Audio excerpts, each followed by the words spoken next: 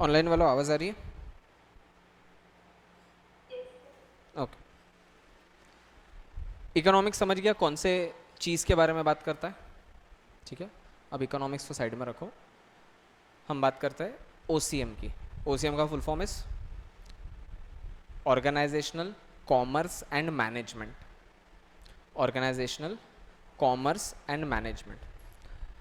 अब नाम से तुमको क्या समझ में आता है? कॉमर्स मतलब इकोनॉमिक्स, मैनेजमेंट मतलब what do you mean by management? चीज़ों को मैनेज करना। 10 की छुट्टियों के बाद में कहीं पर घूम कर आए? नानी हाउस जाकर आए होंगे, कहीं और कहीं जाकर आए होंगे, बट आए होंगे। तो बट ऑफ कोर्स है, टिकट्स पहले से बना के रखी थी या टाइम पर बनाई? कि बस एक दिन पहले आज सोचेंगे कि चलो मुंबई चलना है, चलो आज चल लेते हैं। पता है टाइम पर टिकट नहीं मिलती है, ऐसा क्यों सोचा तुमने टाइम पर टिकट नहीं मिलती है? सर सबको पता है इस टाइम पर गर्मी की छुट्टियां लगती है। गर्मी की छुट्टियां लगती है तो हर इंसान को ऐसा होता है कि मेरे को अपने अपने घर जाना है या कहीं और घूमने जाना है, तो वहाँ पे टिकट्स नहीं मिलती है। तो तुमने प्री प्लानिंग करके पहले ही टिकट्स बना के रख लिए थे। ठीक है, तो बना के रख लिए तो बैग भी तभी भर के रख दी थी 2 महीने पहले। अब टिकट्स बना के रख दिए 2 महीने पहले, बैग क्यों नहीं भर के रखी 2 मिनट पहले? सर वो तो एक दिन पहले भी कर सकते हैं, कौन सी बड़ी बात है? टाइम ही कितना लगता है, एक दिन पहले कर लेंगे, बैग पैक हो जाएगी, लेकर चले जाएंगे। ठीक है, तो 7 बजे की ट्रेन है तो पौने 7 बजे घर से निकले होंगे। क्या बात कर रहे हैं, पौने 7 को नहीं निकले? सर बैक कैलकुलेशन किया है कि देखो यहाँ से स्टेशन पहुँचने को आइडियली लगते हैं हमको, बडनेरा पहुँचने को आइडियली लगता है हमको 15 मिनट से आधा घंटा। तुम अमरावती के कोई भी कोने में लो, आधे घंटे तक तुम पहुँच जाते हो। बट डिपेंड करता है, अभी साला ट्रैफिक बहुत है रास्ते पे। मैं एक काम करता हूँ, 1 घंटे पहले निकल जाता हूँ, क्या होगा 15-20 मिनट पहले पहुँच जाएंगे, वहाँ जाके बैठ जाएंगे। घर बैठने से अच्छा है वहाँ जाके बैठेंगे। 7 बजे वहाँ जाके मतलब 7 बजे की ट्रेन थी, वहाँ जाके बैठ गए। खाना पैक करके लेकर गए या साथ में खा मतलब पहले खाकर चले गए?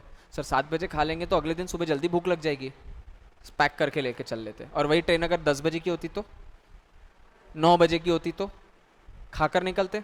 आप क्या कर रहे हो, आप सिचुएशन के हिसाब से अपनी चीज़ों को चेंज कर रहे हो। This is nothing but a management. जब यही सारा मैनेजमेंट आपके बिजनेस के अकॉर्डिंग चलता है, that is called as organisational management. और मुझे कितने प्रोडक्ट्स बनाने चाहिए नहीं बनाने चाहिए, ये धंधा करना चाहिए कि ये धंधा नहीं करना चाहिए, आज मेरे पास में अगर 4 करोड़ रुपए है, मेरे पास में दो ऑप्शन है। या तो मैं जीन्स मैन्युफैक्चरिंग कंपनी को ओपन कर सकता हूं, एक फैक्ट्री ओपन कर सकता हूं, या तो मैं लुंगी बनाने वाली फैक्ट्री ओपन कर सकता हूं। जीन्स बनाने में ज्यादा पैसा लगेगा, मेरे पूरे 4 करोड़ रुपए लग जाएंगे, लेकिन लुंगी बनाने वाली फैक्ट्री में मेरे को सिर्फ 2 ही करोड़ रुपए लगेंगे। बताओ मैंने क्या करना चाहिए? कैसे बनिया लोग हो तुम? 4 करोड़ का इन्वेस्टमेंट लगा रहे हो जब आधे पैसे में काम हो सकता है तुम्हारा तो। सर प्रॉब्लम यह है, लुंगी बनाकर बेचोगे किसको? कितने लोग लुंगी खरीदेंगे? जीन्स बनाओ ज्यादा बिकेगा। तुमने सिचुएशन के हिसाब से अपने कमर्शियल एक्टिविटी को चेंज कर दिया। यही एक कमर्शियल एक्टिविटी जब एक ऑर्गेनाइजेशन चेंज करता है, that is called as organisational commerce and its management, OCM. समझ में आया? तो ओसीएम सब्जेक्ट क्या है वो आएगा ख्याल में। अब ओसीएम में टोटल 8 चैप्टर्स है, इसमें कोई माइक्रो एंड मैक्रो वाला कोई कॉन्सेप्ट नहीं है, ऑर्गेनाइजेशन के बारे में 8 चैप्टर्स है। फर्स्ट चैप्टर है हमारा introduction to the commerce and business. एक बात बताओ, इकोनॉमिक्स में हमने बात किया था economic activity and non economic activity. Please थोड़ा डिफरेंस बता सकती है क्या होता है इकोनॉमिक एक्टिविटी और non economic activity? Gauri example से बता, डेफिनेशन से बता, जो तेरे को अच्छा लगे, बस मुझे एक्सप्लेन कर दे, आता नहीं मेरे को। Try try.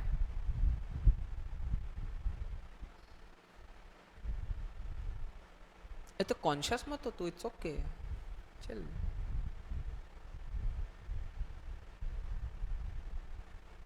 बता पाएगा?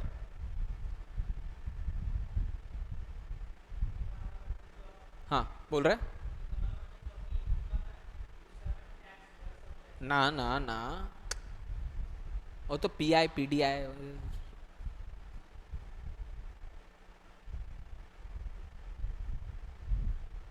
आशना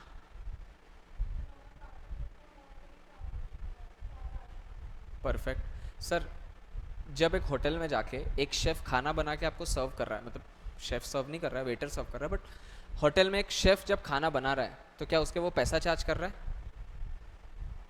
फ्री में खाते हो क्या? कौन सा होटल में मिलता भाई, मेरे को भी जाना है। पैसा चार्ज कर रहा है, that is an economic activity. But वही खाना जब मम्मी घर पे बनाती है, तब मम्मी को उठने के बाद मैं ऐसा मम्मी को बोलते हैं बिल लाओ, आपका बिल पे करता हूँ, झापड़ मारेगी उल्टे हाथ की। सर वहां पे कोई भी पैसा इन्वॉल्व नहीं है, therefore it is a non economic activity. तो एक्टिविटीज दो ही टाइप की हो सकती है, एक इकोनॉमिक एक्टिविटीज, एक नॉन इकोनॉमिक एक्टिविटीज। मैं तुमको पढ़ा रहा हूं, this is what economic activity, और मैं मेरे भतीजे को पढ़ा रहा हूं, नॉन इकोनॉमिक एक्टिविटी। सर क्यों? मैंने तो दोनों को ही पढ़ाया, तुमको पढ़ाया उसको पढ़ाया, उल्टा तुमको पढ़ाना डिफिकल्ट काम है, उसको तो ट्विंकल ट्विंकल लिटिल स्टार पढ़ाना पड़ेगा, पढ़ा पढ़ा के। बट सर उसको पढ़ाते टाइम आपका पर्सनल मैटर इन्वॉल्व था, therefore it is a non economic activity. But आपको पढ़ाते टाइम आप उसकी, मैं उसके मेरे स्किल के लिए आपसे फीस चार्ज करूंगा, that is an economic activity. ठीक है। All human beings requires different types of goods and services to satisfy their needs, पता ही हमको।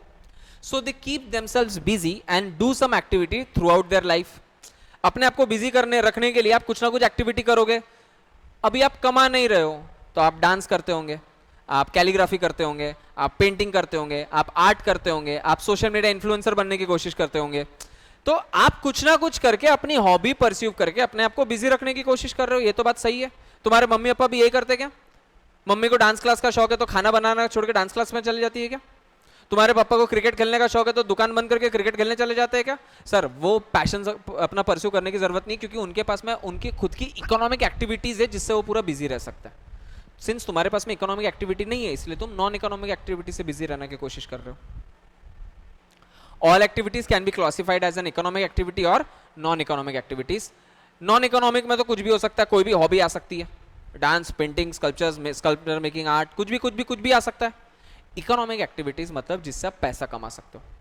इंसान पैसा 4 चीजों से कमा सकता है, एक बिजनेस से, एक प्रोफेशन से, एक एम्प्लॉयमेंट से। सर 3 ही हुए, बिजनेस, प्रोफेशन, एम्प्लॉयमेंट। चौथा क्या है? 2 मिनट पॉज करते हैं। बिजनेस मतलब ऐसी एक्टिविटी जिसमें गुड्स इन्वॉल्व होते हो। अब तुमको पता है गुड्स का मतलब क्या होता है? किराने की दुकान, गुड्स, बिजनेस। कैमरा जहां से मैंने खरीदा, गुड्स, बिजनेस। डेस्क बेंचेस मैंने जहां से खरीदे, गुड्स, बिजनेस। प्रिंटआउट्स जहां से निकली, गुड्स, बिजनेस। आरजी क्लासेस या गुड्स मिलते क्या? लोग आके बोलते क्या भैया 1 किलो ओसीएम देना। सर आपने सर्विसेज दिया। जब भी आपका बिजनेस सर्विस पे चलेगा, that will be not called as a business, it will be called as a profession. Therefore a person, I am a person, I am called as a professor. I am not a businessman, I am a professor. क्योंकि मैं business नहीं कर रहा हूं ना, मैं business करता तो मैं बिजनेसमैन बनता। मैं प्रोफेशन कर रहा हूं इसलिए मैं सर्विस गिवर हूं। टीचर हूं इसलिए प्रोफेसर। हर इंसान प्रोफेसर नहीं है, लेकिन हर इंसान को आप बिजनेसमैन नहीं बोल सकते, फिर उसको क्या बोलता है? हम उसको एंटरप्रेन्योर बोल देते हैं। समझ में आया क्या? तो बिजनेस मतलब ऐसी एक्टिविटी जिसमें भी गुड्स इन्वॉल्व हो। गुड्स मतलब ऐसी चीज जिसको आप टच कर सकते हो। मेरी सर्विसेज को आप टच कर सकते हो क्या? देयरफॉर वो प्रोफेशन में आता है। एक होता है एम्प्लॉयमेंट। एम्प्लॉयमेंट का मतलब क्या होता है? जॉब।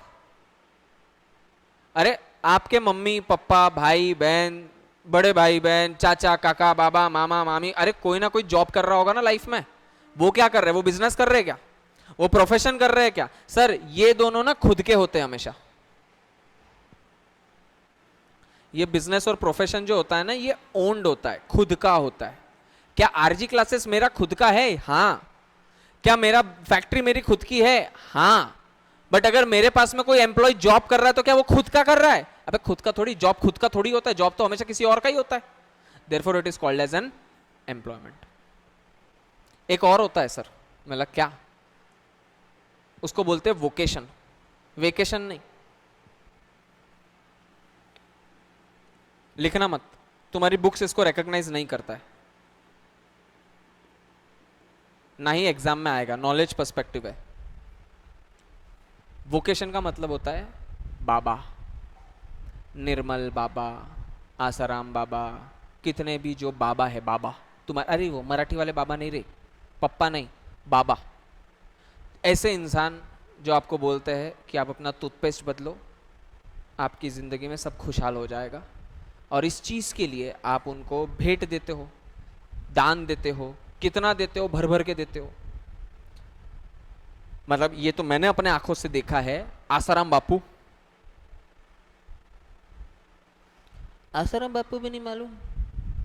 आसाराम बापू, तो मैं पुणे में था, और पुणे में कोई एक असाइनमेंट थी मेरी शायद उस टाइम पर, आर्टिकलशिप की बात है।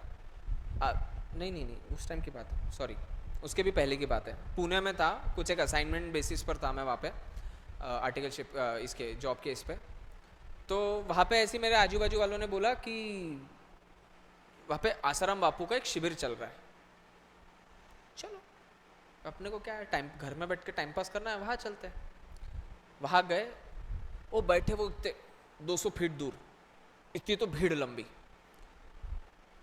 और नाच रहे, कूदी मार रहे, मतलब विकी कौशल शर्मा जावे इतना जोरदार नाच रहे, और नाच रहे, और पाइप से पानी फेंक रहे सब पे। मैंने देखा है अपने आंखों से, पहले तो मैं ऐसे अनगढ़ंत मैं ऐसे सुनता था कुछ भी ऐसे होता होगा। लोग अपने रिंग्स, इयररिंग्स, ज्वेलरी उठा उठा के दान कर रहे हैं उनको।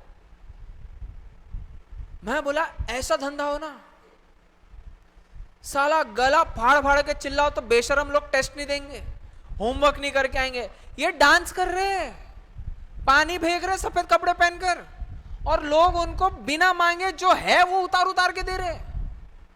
मतलब करोड़ों का कलेक्शन होता होगा एक दिन में। ऐसा भी तो होना चाहिए ना साला, ये भी तो इनकम सोर्स है। अरे ये भी तो इनकम सोर्स ही हुआ। निर्मल बाबा, ये कभी मतलब ये नाम सुना होगा तुमने शायद, या कभी किसी ने बहुत ही, अगर किसी के पास बहुत ही खाली टाइम होगा तो उसने वो ये देख लिया होगा उसका चैनल। निर्मल बाबा एकदम सादा आदमी, हाँ एकदम महापुरुष। उसके पास अगर कोई इंसान गया और बोलता है कि बाबा मेरे बिजनेस में पिछले 2 साल से मैं लॉस क्लेम कर रहा हूं, मेरे को लॉस आ रहा है, तो आप इसके लिए मुझे कुछ उपाय बताइए। और अब मैं जो बोलने वाला हूं तुमको ऐसा लगेगा कि सर कुछ भी फेंक रहे हैं, तुम यूट्यूब पे जाना, निर्मल बाबा सेमिनार्स डाल देना बस, और अब जो मैं बोल रहा हूं उसको मैच कर लेना। तो वो जो निर्मल बाबा बैठे हैं, वो निर्मल बाबा बोलते हैं आप सुबह कितने बजे उठते हो? इंसान बोला 7 बजे उठता। आप कौन सा टूथपेस्ट यूज करते हो? तो वो बोलता है क्लोजअप यूज करता हूं। कल से उसको चेंज करके वीको वज्रदंती यूज करो। And this was a solution. और वो जय बाबा बोलकर बैठ गया, और फिर पता नहीं 10-15 शिविर के बाद में वो इंसान को वापस खड़ा करते और बोलते बाबा आपने मुझे बोला था क्लोजअप ना यूज करके वीको वज्रदंती यूज करो, उससे मेरे प्रॉफिट में पिछले 3 साल का प्रॉफिट जितना नहीं कमाया उतना मैंने 2 महीने में कमा लिया। And I am not making this up. तुम जाना और यूट्यूब पे सर्च कर लेना, निर्मल बाबा लिख लो लागे तो नाम, यही सॉल्यूशंस होते हैं। और इस पे वो सालाना 100 करोड़ 150 करोड़ कमाते होंगे। This is vocation. हमारे पास में भी एक बाबा है, रामदेव बाबा, बट रामदेव बाबा वोकेशन नहीं कर रहे।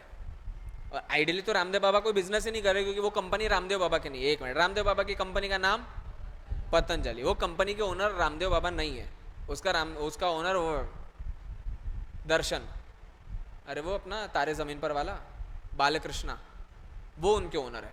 बट वो क्या दे रहे हैं अब वो बताना। पतंजलि क्या कर रहा है? Business, profession, employment, vocation.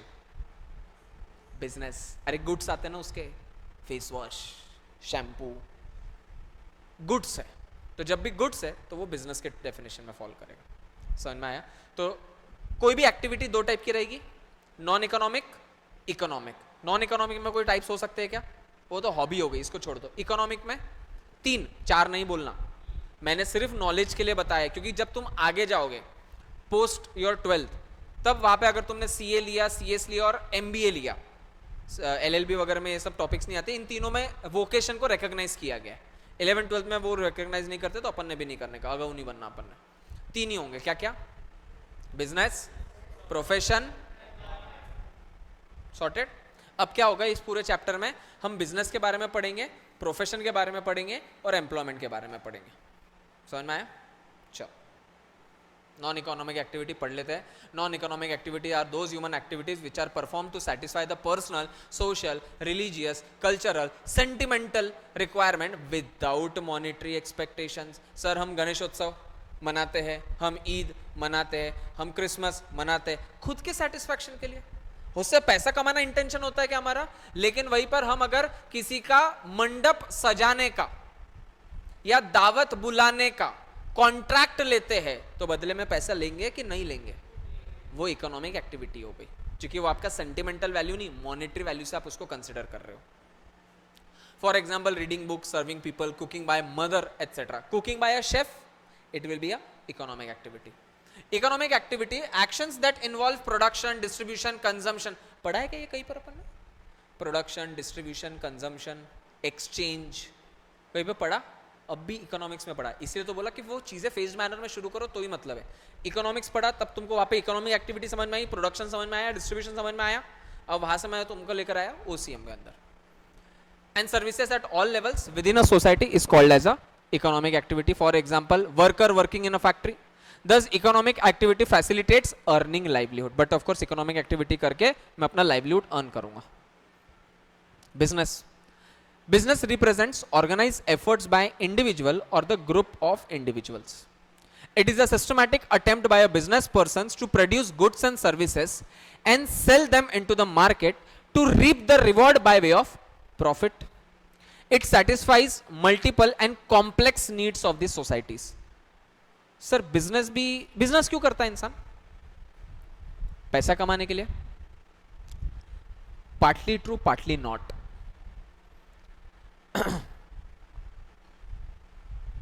एक इंसान है जिसने ये सोचा कि यार हमेशा कार कंफर्ट और लग्जरी में क्यों आ रही है? कार हमेशा कंफर्ट और लग्जरीज में क्यों आ रही है? कार होने से कितनी चीजें सिंपल हो सकती है। कार होने से हर इंसान ट्रैवल कर सकता है, ट्रैवल कर सकेगा तो पैसा ज्यादा कमा सकेगा। बट प्रॉब्लम यह है कार की कीमतें। आज 4 लाख में कोई कार आती है क्या? नहीं, सेकेंड हैंड नहीं। नई कार आती है 4 लाख में? नहीं आती, मैं तुमको बता दूं, नहीं आएगी 4 लाख में, ऑन रोड नहीं आएगी 4 लाख में। तो वो इंसान बोला कि यार कार एक्चुअली हर इंसान का हक होना चाहिए। मैं चाहता हूं मैं कोई एक ऐसी कार बनाऊं जो हर इंसान अफोर्ड कर सकता है। इसलिए उस इंसान ने एक कार बनाई। उस कार की कीमत थी 1,20,000 रुपीज। उस इंसान का नाम है रतन टाटा जी और उस कार का नाम है टाटा नैनो। और मैं तुमको बता दूं, Tata Nano on producing every Tata Nano car selfly incurs a loss of 20,000 rupees. मतलब एक टाटा नैनो कार बनाने में प्रॉफिट तो होता ही नहीं, वो तो दूर की बात, उल्टा टाटा कंपनी को 20,000 रुपए का नुकसान होता है। तो फिर क्यों बना रही है टाटा कंपनी कार? पागल है, नुकसान करने के लिए। टाटा बोलते हैं मैं दूसरी जगह से पैसा कमा लूंगा। बट मैं चाहता हूं मेरे देश के हर एक नागरिक के पास में, मेरे देश के हर एक भाई बहनों के पास में एक कार होनी चाहिए। बट ये फिलॉसफी रतन टाटा जी की थी। रतन टाटा जी ने जैसे ही अपने आप को अपने चेयरमैन मेंबरशिप से स्टेप डाउन कर लिया और उसके जगह पे एक दूसरा इंसान आके बैठा जिसका नाम है साइरस मिस्त्री, लेट साइरस मिस्त्री, ऑफ हो गया अब तो वो। साइरस मिस्त्री एक ऐसा इंसान है जिसने रतन टाटा जी की पोजीशन लिया। सर ऐसा रतन टाटा की पोजीशन उसने क्यों लिया? क्योंकि रतन टाटा जी की कोई शादी नहीं हुई। अब मुकेश अंबानी की शादी हुई, उसके बच्चे हुए आकाश अंबानी, अनंत अंबानी। तो but of course Dhirubhai Ambani ने काम दिया अनिल अंबानी मुकेश अंबानी को, मुकेश अंबानी ने काम दिया अनंत अंबानी इसको, आकाश अंबानी को। इनके जो बच्चे होंगे वो काम करेंगे। रतन टाटा की शादी नहीं हुई। आइडियली नॉर्मल सिनेरियो में शादी नहीं है तो बच्चे भी नहीं होते, कॉमन केस है ये। तो बच्चा भी नहीं तो वो देंगे किसको? तो वहां पे एक सेकंड कॉन्सेप्ट आता है लार्जेस्ट शेयर होल्डर का। तो जो इस कंपनी का लार्जेस्ट शेयर होल्डर रहेगा वही कंपनी के चेयरमैन के पोजीशन पर बैठ जाएगा। तो आज रतन टाटा जी ने चेयरमैनशिप से रिटायरमेंट ले लिया और वो चले गए छुट्टी मनाने। अगले दिन पर साइरस मिस्त्री उनके जगह पर आया।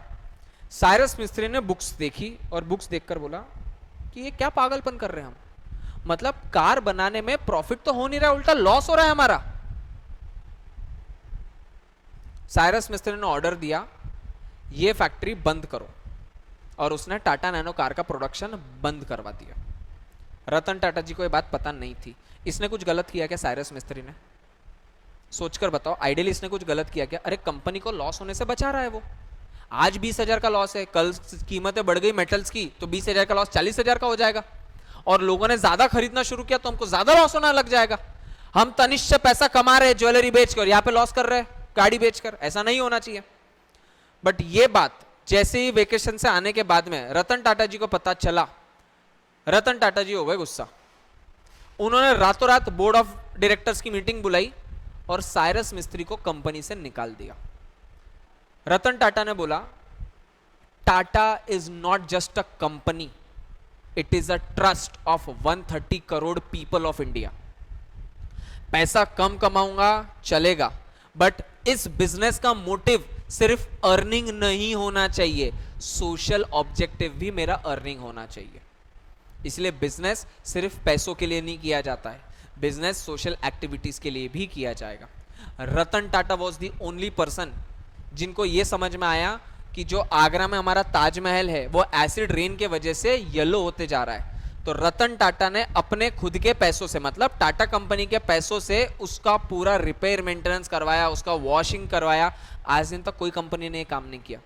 रतन टाटा ने बोला, अरे ये 7 वंडर्स ऑफ द वर्ल्ड में का एक वंडर है, इसको देखने के लिए बाहर के कंट्रीज के लोग इंडिया में आते हैं। जब वो इंडिया में आते हैं तो वो इंडिया पर ट्रस्ट करते हैं। कल को यहाँ पर आके वो बोलेंगे ये कैसा है, यहाँ पे तो सब पान थूका हुआ है, वो ट्रस्ट करेंगे क्या इंडिया पे? वो इंडिया का नाम खराब करेंगे। तो ताजमहल को रिपेयर करवाना ये हम इंडियंस की ड्यूटी है। यहाँ पर उनको करने के लिए कोई मॉनेटरी एस्पेक्ट मिलने वाला था क्या? फ्री में करवाया उन्होंने। समझ में आया? सोशल रिस्पॉन्सिबिलिटी के सामने साथ में एक और भी लोगों का नीड होता है बिजनेस करने का। वो नीड का नाम होता है इन्वेंशंस एंड इनोवेशंस। मतलब वहां पे उनको प्रॉफिट से लेना देना नहीं है। दे जस्ट वांट कि जब वो रात को सोने जाए तब उनको ऐसा लगे कि I have done something for this Mankind. ऐसा ही कुछ हुआ था आज से 30-40 साल, 25-30 साल पहले। आई डोंट नो तुमने शायद ही देखा होगा, वो हमारे एरा के टाइम की बात है। पहले ना एक सोनी के वॉकमैन आते थे, ऐसे बड़े बड़े वॉकमैन, ऐसे इतना बड़ा ऐसा वॉकमैन होता था, उसमें कैसेट्स आती थी। आप कैसेट डालो, बंद करो, प्ले की बटन दबाओ, उसको हेडफोन्स कनेक्ट करो और आप उसको यहाँ पे अटका दो। ऐसा प्रॉपर ऐसा ही होता था जैसे ये है ना, ये बहुत छोटा है, वो इतना बड़ा होता था और इतना मोटा होता था, और आप उसको ऐसे लगा दो और कूल डूड बन के घूमते रहो। ऐसा सोनी का एक वॉकमैन आता था, और it was the only company which use to produce and which use to revolutionise the entire music industry.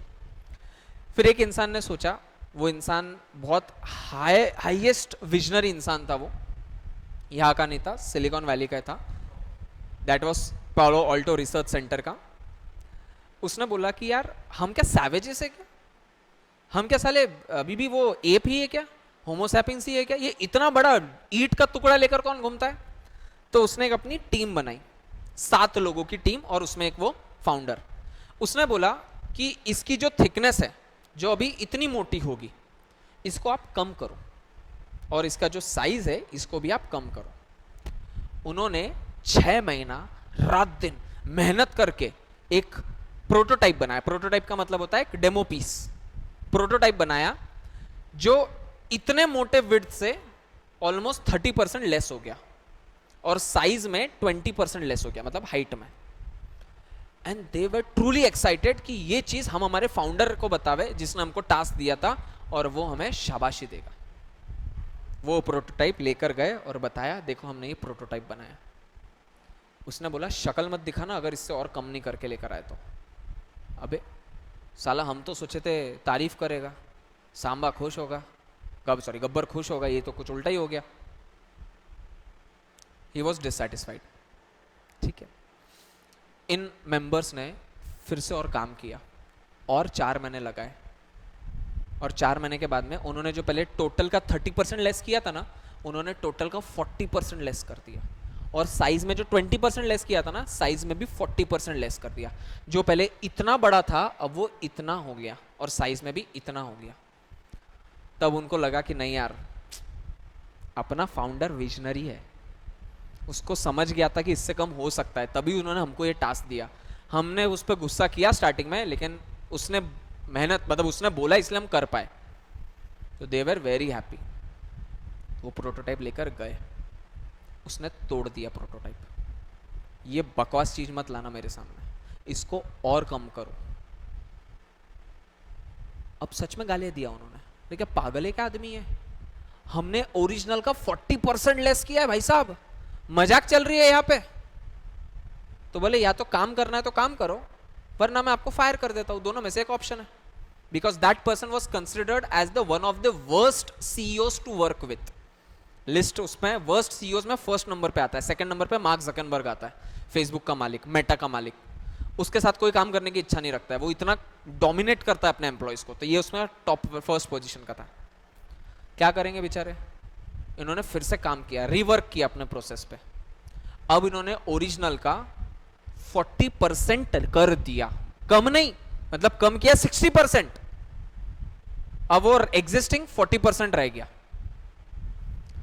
अब वो लेकर आए डरते डरते कि क्या पता अब इसको भी मना ना कर दे, अब इससे ज्यादा कुछ नहीं हो सकता भाई, आज के जमाने का सबसे बेस्ट प्रोडक्ट है ये।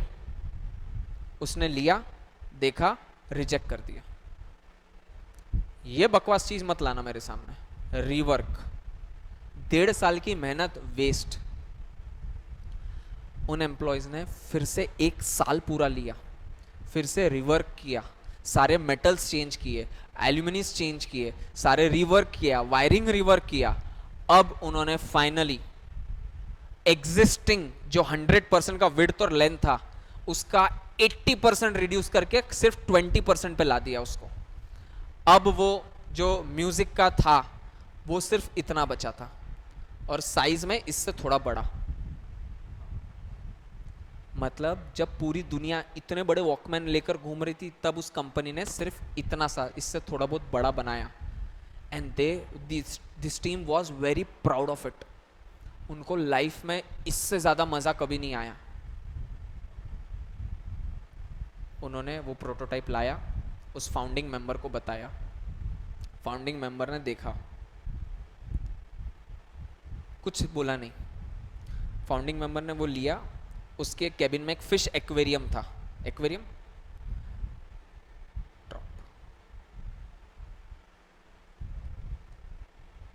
2.5 साल की मेहनत मछलियों के बीच में थी, ड्रॉप।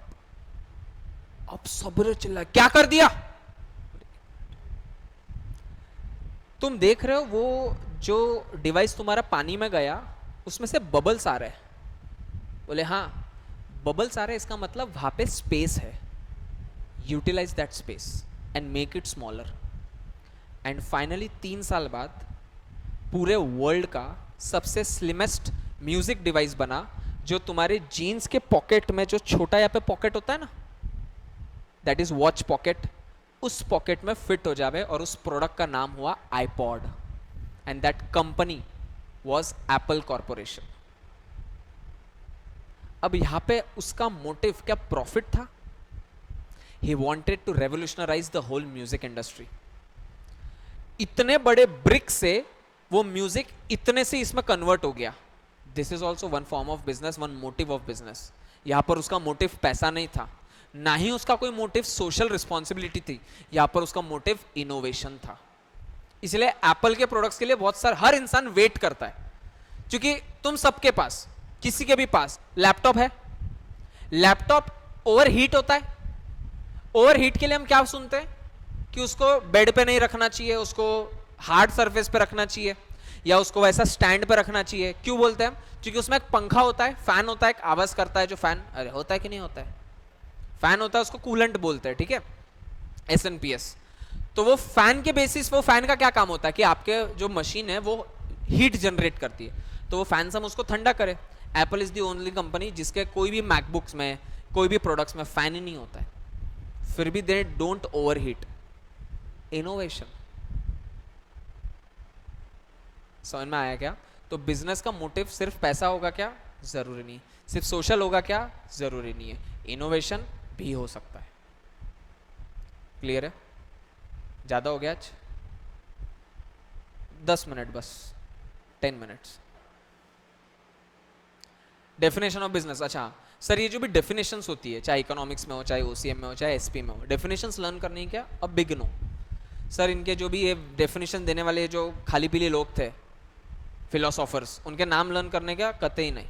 ये तुम्हारे 10th नहीं है जो तुमको पूछा जाएगा कि ये कौन से बीसी में आया था, ये कौन से एडी में आया था। ये सब टाइम पास नहीं करते यहाँ पे। कैरेक्टरिस्टिक्स या फीचर ऑफ बिजनेस, ये फर्स्ट क्वेश्चन बनता है तुम्हारा। पहले तो बनता है classification of activities, second question बनता है फीचर्स ऑफ अ बिजनेस। अंश रीड कर पाएगा?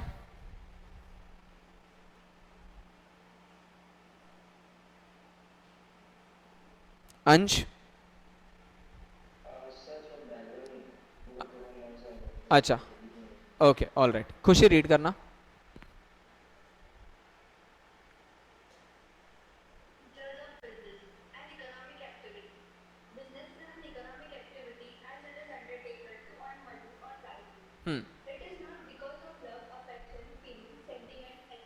अरे भाई ऑब्वियसली ना, मुझे पढ़ाना बहुत पसंद है, आई अग्री।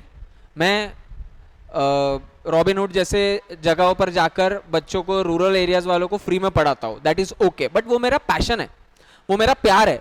बट ये प्यार मैं अगर 24 घंटा रखूंगा तो मैं लाइवलीहुड क्या अर्न करूंगा?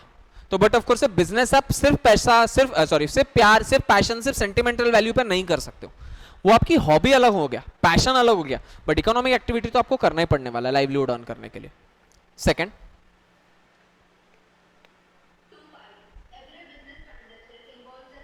ऑब्वियसली सर दो पार्टीज तो लगेगी ना।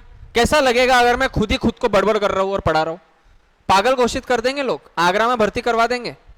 सोचो बिजनेसमैन बोलता है चलो आज मैं अपने आप को ये 10 रुपए की चीज 15 रुपए में बेचता हूं। 15 रुपए, ओ माय गॉड, आज 15 रुपए कमाए। कैसा पागल लगूंगा मैं ये काम करते टाइम? क्या मैं खुद ही को खुद की चीजें बेच सकता हूं? सर एटलीस्ट 2 पार्टीज तो लगेगी ना, एक बायर लगेगा, एक सेलर लगेगा। एटलीस्ट 2 से ज्यादा भी हो सकता है, बट एटलीस्ट 2 तो लगने वाली है। ओके हाँ। हम्म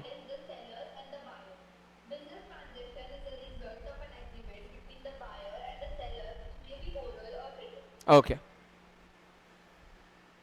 थर्ड इज प्रॉफिट मोटिव, ये तो पता ही है सर, प्रॉफिट मोटिव होने वाला है। हाँ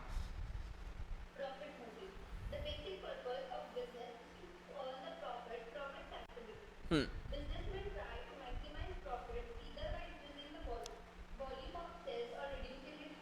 हाँ, अब प्रॉफिट कैसे बढ़ाओगे?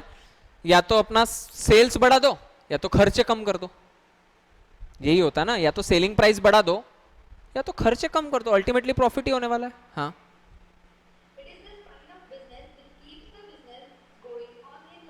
करेक्ट। हर किराने की दुकान का धंधा करता है, सबका प्रॉफिट सेम होता है क्या? तुम्हारे घर के बाजू वाली किराने की दुकान और डीमार्ट दोनों किराने की दुकान है, दोनों का प्रॉफिट सेम है क्या? सबका अलग अलग रहेगा। फोर्थ, इसको स्किप कर दो सर, ये तो मालूम है कि बिजनेस करने के लिए आपको प्रोडक्शन करना पड़ेगा गुड्स और सर्विसेज का, तभी होने वाला है। हाँ फिफ्थ, हम्म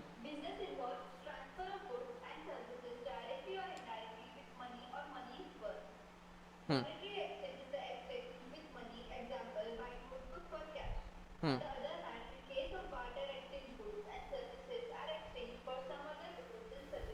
करेक्ट करेक्ट। ये तो बात किया था कि बार्टर सिस्टम नहीं चलेगी, आपको मनी या मनीज वर्थ के अगेंस्ट में एक्सचेंज करना पड़ेगा। Okay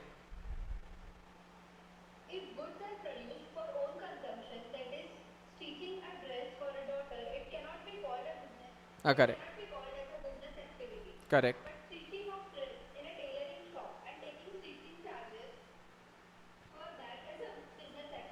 correct.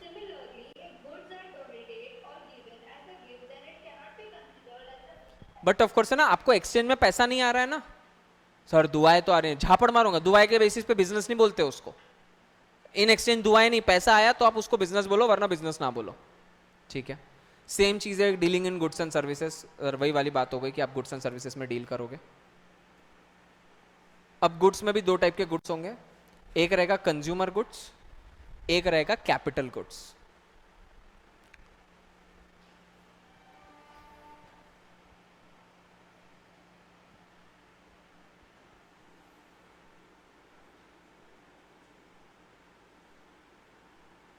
ये नाम सुना है कभी, ये टर्म सुना है? FMCG, Hindustan Unilever, Procter and Gambler, PNG, Unilever, ये सारी कंपनी जो है ना ये एफएमसीजी में डील करती है।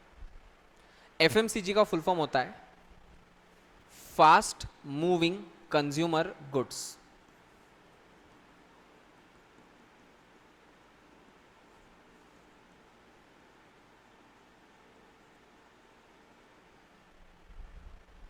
तो गुड्स दो टाइप करेंगे, एक रहेगा FMCG that is fast moving consumer goods, तुम्हारा shampoo, hair conditioner, face wash, अगरबत्ती, शक्कर, दूध, दही, ये सारे फास्ट मूविंग कंप्यूटर, ये आप रोज खरीदते हो, रोज बेचते हो, मतलब रोज खरीदी बिक्री होती है।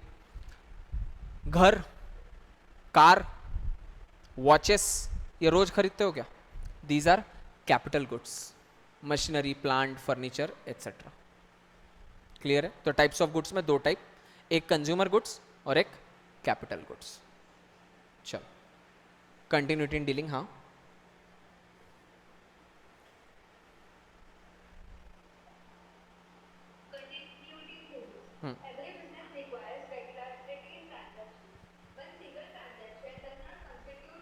हाँ सर, जस्ट बिकॉज मेरे पास में ये एक माइक पड़ा था जो मेरे कोई काम का नहीं था, तो मैंने सोचा यार ये अभी मेरे पास में कोई माइक कोई है तो नहीं, और मैंने अभी अभी नई माइक लिया है 5,000 का, मेरे को काम नहीं है, मैं चाहता हूँ कि इसको कोई खरीद लेवे।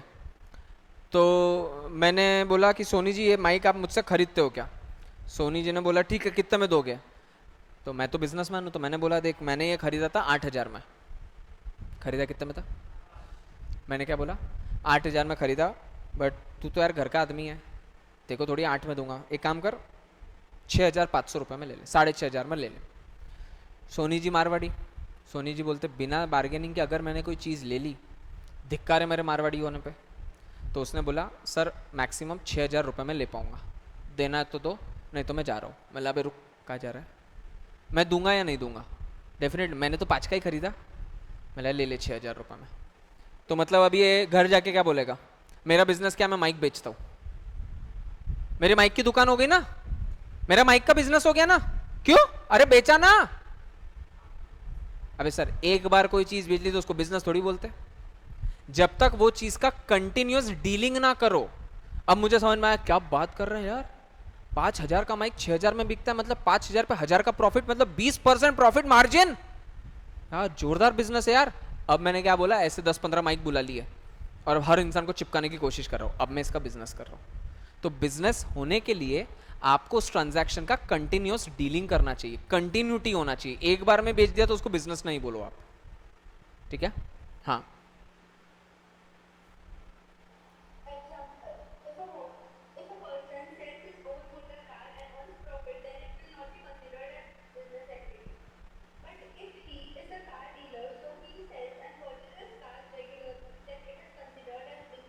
करेक्ट।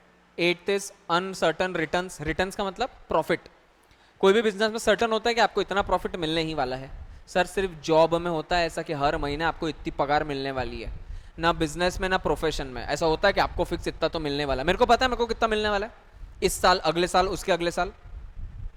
बट ऑफकोर्स है सर, यही तो बिजनेस है जब आपको पता नहीं आप कितना प्रॉफिट अर्न करने वाले हो। 2 रुपए, 10 रुपए, 40 रुपए, 4 लाख, 5 लाख, 50 करोड़, कितना अनसर्टन रिटर्न है। हाँ,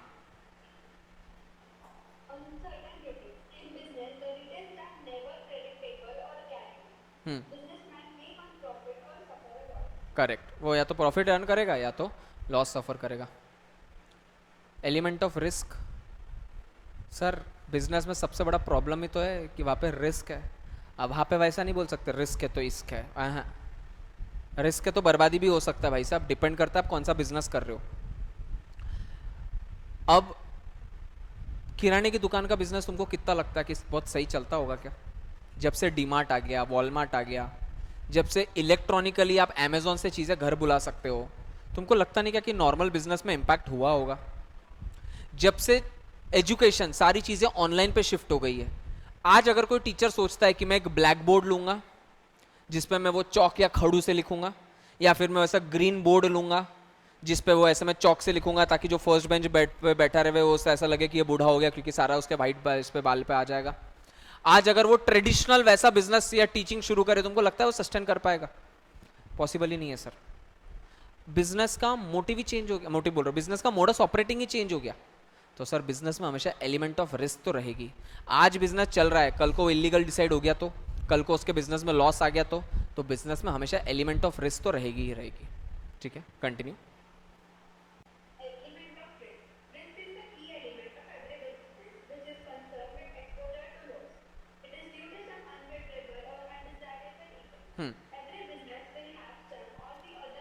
पहले बहुत सारी है ना ट्रैवल एजेंसीज होती थी, ट्रैवल कंपनीज होती थी। अब मुझे 5 ट्रैवल कंपनीज का नाम बता दो। केसरी टूर्स नाम सुना? Make My Trip is not a travel company, मैं उसी पे आऊंगा। Make My Trip is not a travel company ना, Red Bus is not a travel company. जो हॉलीडे पैकेजेस बनाकर देते हो आपको ना, it is also not a travel company. Kesari, Veena World, SOTC, Thomas Cook, Cox and Kings, ये सारी companies जो हुआ करती थी, तुमने नाम भी नहीं सुना। तो मम्मी पापा के साथ कहीं ना कहीं घूम कर आए होंगे। इंडिया में बोलो, आउट ऑफ इंडिया बोलो। नागपुर तो गए होंगे, मुंबई गए, दिल्ली गए, स्पीति वैली, कहीं कहीं जहाँ पर भी साउथ में, नॉर्थ में कहीं ना कहीं घूम के आए होंगे। ट्रैवल एजेंसी से गए या खुद से गए? ट्रैवल एजेंसी से गए। ओके, ट्रैवल एजेंसी वाले 1 2 3 4 5 6, बाकी लोग घूम के नहीं आए क्या? कैसे गए?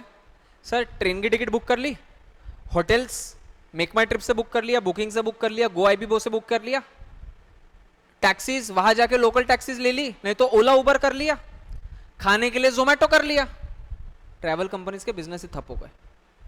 कुछ नहीं तो मेक माई ट्रिप ने खुद के हॉलीडे पैकेजेस निकालना शुरू कर दिए, वो भी कस्टमाइजेबल। आपको जैसा कस्टमाइज करवाना है पैसा कस्टमाइज करवा लो। यही तो रिस्क है बिजनेस का। कल तक जो बिजनेस था आज बिजनेस बचा ही नहीं। समझ में आया? Element of risk. ठीक है, खत्म। नीचे आ जाओ, कस्टमर सेटिस्फैक्शन। सर बिजनेस तब तक ही चलेगा जब तक आप कस्टमर को सेटिस्फाई कर सको। क्यों कोडैक कंपनी बैंकरप्ट हो गई? क्यों नोकिया कंपनी बैंकरप्ट हो गई? कस्टमर को सेटिस्फाई नहीं कर पाए, ऐसा है क्या? तो अगर कस्टमर को सेटिस्फाई नहीं कर पा रहे तो लोग पागल थोड़ी थे उनके पीछे। प्रॉब्लम यह है वो समय के साथ में अपडेट नहीं हो पाए। जब कोडैक कंपनी वो रील्स बना रहा था, रील मतलब तुम्हारे इंस्टा रील्स नहीं रहे, वो रील्स बना रहा था, तब सोनी कंपनी ने डिजिटल कैमरा लाया। Sony was the first company जिसने डिजिटल कैमरा लाया। तब सोनी कंपनी ने बोला यार कितने बार आप एक्सपेंस करोगे रील्स पे, फोटोज को डेवलप करो, उसको बनाओ, और कौन तो देखेगा उन फोटोज को। तो उसने क्या बोला कि हम डिजिटल फोटो लाते हैं, आपको जो फोटो रखना है रखो, आप जो जो फोटो निकालना है वो निकाल दो। Kodak company literally mocked Sony company. Kodak ने बोला कि आप बेवकूफ आदमी है, और ऐसा पेपर में भी ऐड डलवाई थी, don't go behind the new innovations, they are just a piece of crap. This was the advertisement stating and mocking that Sony company. But सही में आज कोई रील वाला कैमरा है क्या किसी के पास में? लोग अपडेट हो गए, बट कोडैक कंपनी ने अपने आप को कभी अपडेट नहीं किया, वो धीरे धीरे बैंकरप्ट होती चलेगी। नोकिया कंपनी का जो सॉफ्टवेयर है, जैसे तुम्हारे पास में जो भी मोबाइल है उसमें या तो तुम अगर एंड्रॉइड है, द सॉफ्टवेयर है तो या तो एंड्रॉइड फोन है या तो आईओएस डिवाइस है अगर एप्पल के है तो। नोकिया का खुद का एक सॉफ्टवेयर चलता था जावा एंड सिम्पसिस। तो नोकिया ने बोला मैं तो मेरा ही सॉफ्टवेयर यूज करूंगा, मेरे को ये एंड्रॉइड मेरे को नहीं पसंद आता। लोगों ने उसको निकाल दिया। लोग बोलते वो बकवास सॉफ्टवेयर हमको यूज करने में मजा नहीं आ रहा, हमको तो एंड्रॉइड चाहिए या तो आईओएस चाहिए। नोकिया कंपनी ने मना कर दिया। फिर नोकिया ने माइक्रोसॉफ्ट के साथ में टाई अप किया था बीच में। तुमको बता, नोकिया और माइक्रोसॉफ्ट का टाई अप था, तो नोकिया के अंदर माइक्रोसॉफ्ट के सारे ऑपरेटिंग सिस्टम आता था, वो भी नहीं पसंद आया लोगों को। Nokia company declared himself as a bankrupt. तो यही तो प्रॉब्लम है कि जब तक आप कंज्यूमर को सेटिस्फाई ना कर पाओ तब तक आप बिजनेस इफेक्टिवली रन नहीं कर पाओगे। आप कस्टमर को नहीं पूछ सकते कि उसको क्या चाहिए और मैं वो आपको बना कर दूंगा, क्योंकि जब तक आप उसके हिसाब से बनाओगे तब तक कस्टमर को कुछ और चाहिए रहेगा। आपको तो बस अपने आप को अपडेट करना है और कस्टमर्स को सेटिस्फाई करना है। जब तक कस्टमर सेटिस्फैक्शन है तब तक आपका बिजनेस चल रहा है। अमरावती में किसी को भी अच्छी क्वालिटी की मिठाई खरीदनी है, वो कहां से खरीदेगा? सबका एक ही आंसर आता है, क्यों? मिठाई की दुकान और नहीं है क्या? उसने आपके दिमाग में एक ब्रांड बना दिया। क्यों ब्रांड बना है वो, और क्यों इतना सस्टेन कर रहा है? क्योंकि वो क्वालिटी कॉन्शियस है। और एक्चुअली तुम देखो उसके हर एक चीजों में बराबर सही से क्वालिटी होता है। कभी कोई प्रोडक्ट उसका आउट ऑफ स्टॉक नहीं जाता है। वो रोज नए नए, हर साल नए नए बिजनेस शुरू करता है। पहले उसका केक का बिजनेस थोड़ी था, उसने केक का बिजनेस खोला, उसमें भी मास्टरी कर लिया। तो क्या हो रहा है, वो अपने आप को अपडेट करता है और उसको पता है customer is the king of market. और कस्टमर को जब तक मैं सेटिस्फाइड रखूंगा तब तक सारी चीजें सही रहेगी। समझ में आया? इसलिए कंज्यूमर सेटिस्फैक्शन है तो आपका बिजनेस है। चलो लास्ट पॉइंट एक बार रीड कर लो, कंज्यूमर सेटिस्फैक्शन, कस्टमर सेटिस्फैक्शन।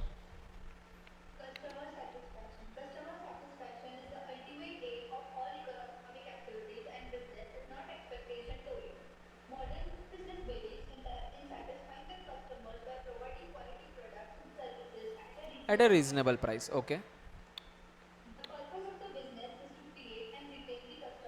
नए कस्टमर्स को जोड़ो और जो एग्जिस्टिंग कस्टमर्स हैं उनको अपने पास में रोक कर रखो। समझ में आया? तो what are the features of business? मैं बोलूंगा कस्टमर सेटिस्फैक्शन, हाँ, और element of risk, perfect. Two parties, perfect. है अनसर्टन रिटर्न्स, अच्छा वन से वो बोला। कंटिन्यूटी इन डीलिंग हो गया, टू पार्टीज। और सोचो।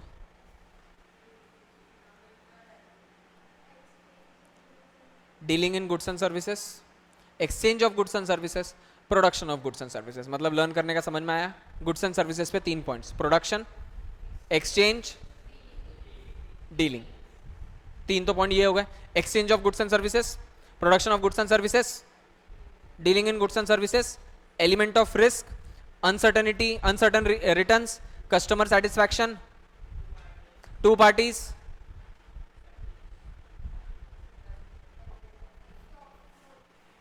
Profit motive, economic activity.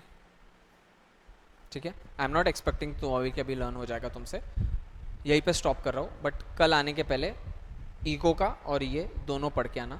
Economics का सेकंड चैप्टर स्टार्ट होगा, मनी, इसका ये वाला चैप्टर कंटिन्यू होगा।